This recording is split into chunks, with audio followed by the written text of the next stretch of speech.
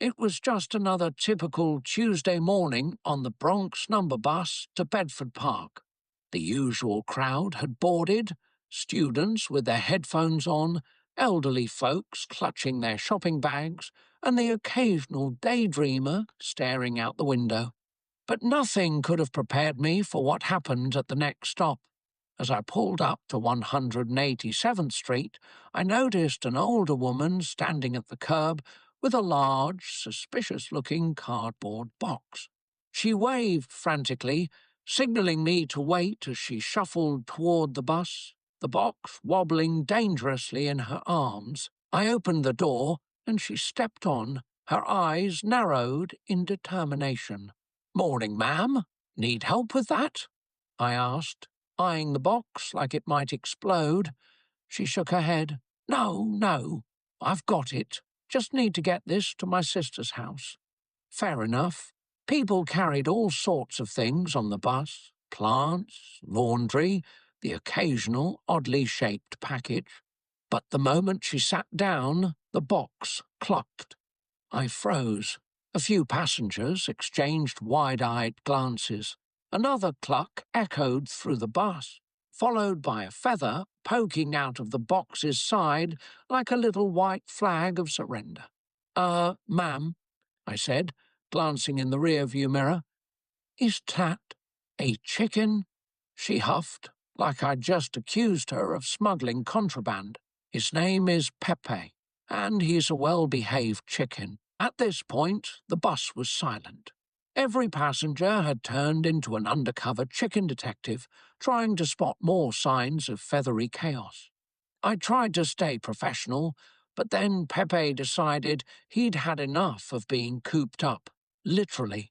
With one powerful flap, the box burst open, and out came Pepe, squawking like he was late for an important meeting. The bus erupted into chaos. People were screaming, dodging as Pepe flapped down the aisle like he owned the place. One guy tried to take a selfie with him, while a kid cheered, thinking it was the best public transportation ride of his life. An elderly man tried to calm Pepe with a soft-spoken, "Here, chickie," but the chicken was having none of it. Pepe hopped onto the man's lap, pooped, and kept moving.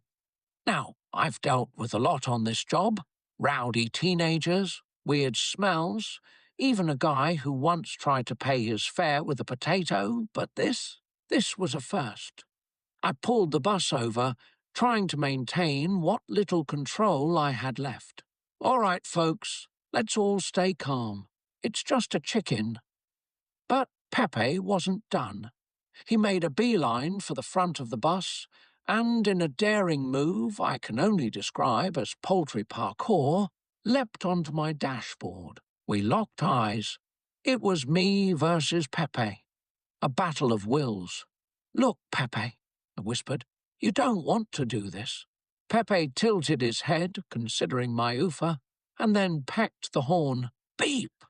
The horn blasted so loud it startled everyone, including Pepe, who, in a flurry of feathers, flew straight out the still-open bus door and onto the sidewalk. The passengers erupted in applause like we'd just landed a plane. The old woman clutched her empty box, sighing dramatically.